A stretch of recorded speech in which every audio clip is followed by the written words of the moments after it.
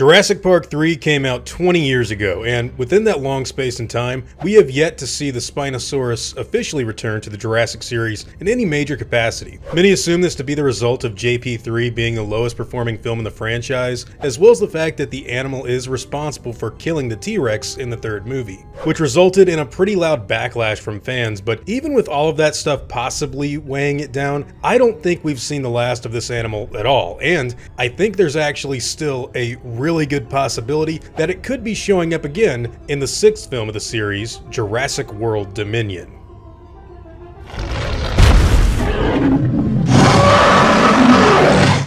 Hey guys, hope you're all doing well. Now for today's video, I wanted to talk about why the Spinosaurus could be a species that we see return to the Jurassic World series for some pretty interesting reasons. First things first, if you actually look at how the Jurassic World trilogy has progressed, they've done an interesting job at mirroring or really echoing what the Jurassic Park trilogy did all those years ago. Colin has stated before that George Lucas is obviously someone who inspired him to get into filmmaking, and one of the things George Lucas talked about while doing his Star Wars prequel films was setting up events and points in the story that would later be echoed in the timeline that we all saw go down in the original trilogy. This includes things like a father and son both losing their limbs in a duel, a victory celebration at the end of episodes 1 and 4, along with other major events like the destruction of the Death Star echoed with the Trade Federation's demise, Qui-Gon Jinn and Darth Vader's funerals, and even Obi-Wan Kenobi cutting off someone's arm at a bar. Now, the way Jurassic World has kind of gone about this echoing has also been with a major goal in mind, which was to get the dinosaurs off of the islands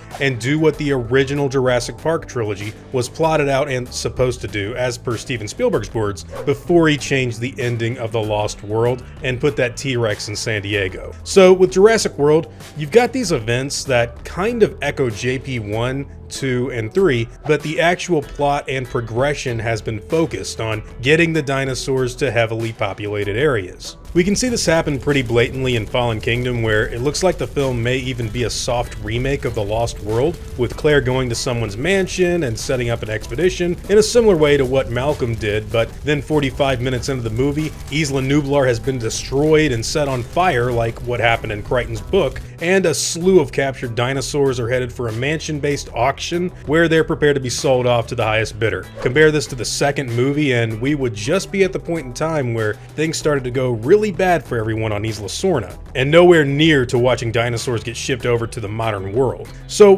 where does the Spinosaurus come into all of this? Well, if we take Jurassic World Dominion's Cretaceous era prologue into account, we are once again getting the death of a tyrannosaur by means of another big bad theropod. Only this time, it isn't the Spino. Instead, Dominion is offering up a new animal known as the Giganotosaurus, and the Spinosaurus is nowhere to be found. However, with the events of Fallen Kingdom and really Jurassic World as a whole taken into consideration, I actually think the Spino is still in the cards and on the table for a return in the next movie some way or another. And I mainly say this because the Jurassic World trilogy's design being set up to echo or rhyme with the first three films. So starting with where we left the animal off, the Spinosaurus from Jurassic Park 3 had pretty much taken over Site B as a major apex predator in the movie. But 14 years later, Jurassic World, a new park on the first island, is a fully functional and operational place where people go and visit every day. Now, if you pay attention to some of the species used in the fourth movie,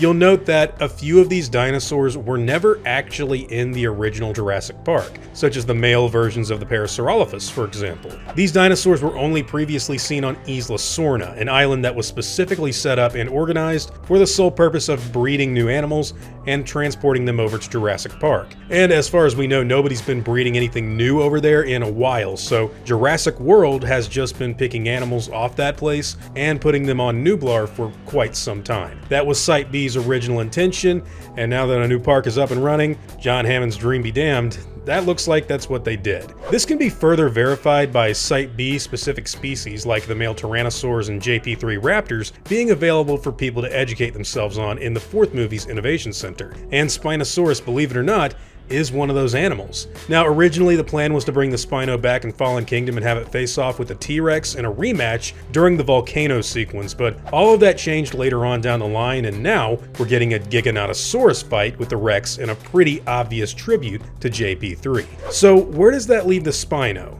Well, we already know the filmmakers have thought about bringing it back already, and since dinosaurs are all over the planet now, and Dominion will no doubt try to continue to rhyme and echo with what came before, I think we could see the Spinosaurus show up in either a limited capacity that could be via an Easter egg, action sequence, or even cameo that the audience doesn't really expect. But personally, I know a lot of people would like to see it at least one more time before the franchise wraps up, so I think dedicating a minimum of one scene featuring the animal would actually need to be inserted into Jurassic World Dominion in order for the story on that animal to at least feel like it's properly attached to the wider franchise. Because so far it's only been in one movie and we haven't really heard anything of it since. Jurassic World has always been trying to tie all these films together, and since The Lost World and JP3 are so standalone, they really gotta do something with the Spinosaurus to actually make JP3 feel like a legitimate chapter in the wider JP series besides just this expedition to Site B with a lost kid. Anyways guys, these are all just my own thoughts on the subject matter. Whatever yours happen to be,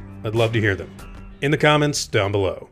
Now before I go, I'd like to thank all of my game wardens like Spark Industries, Xander, and James Dowling-Healey, as well as all of my InGen executives like Clayton Milsteed, Devin LaForce, Matthew Lariviere, Seth McDaniel, and Jurassic Jai. I'd also like to thank all of my park workers and InGen hunters as well. Indy G. Oldham, Kylie Douglas, Miss Panda, Michael Maxwell, and Woodleg. Guys, it really means the world to me that you all continue to support what I do, and I never want you to ever forget that. Now, I'd like to thank all of you for watching today's video and hope that you all enjoyed the content. If you feel like I deserve it, I'd appreciate the like and hope that you'll consider subscribing if you're interested in hearing from me again. I'll see you on the next video, guys, and as always, take it easy.